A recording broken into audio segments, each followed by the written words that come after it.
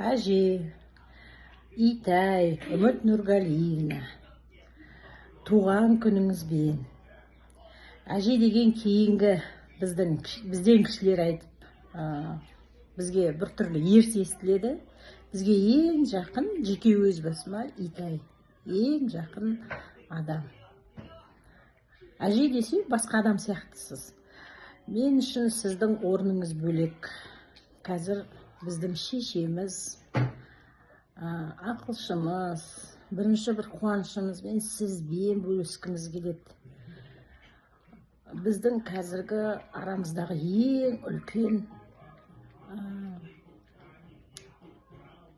шешеміз сізсіз.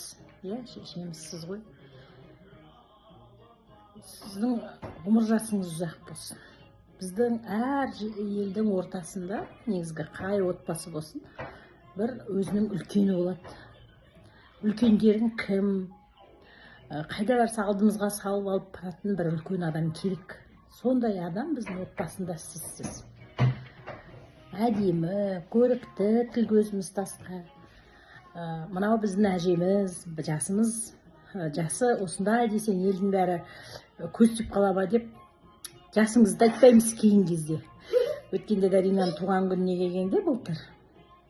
Сіздің жасыңызды айтып, қыздарға айтсам, ой, қалай күшті жас көрінеді. Айтам, ойбай, көріңдер, өзіміздің соңымызда еріп, қасымызда жүретін әжеміз.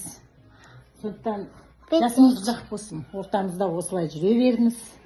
Біздің әжеміз бар, әжека деп қоямыз. Даринаның әжекасы. Солай ма? Давай, айтамыз. Туған күнімен деп айтамыз әжеге. Туған күніңізбен.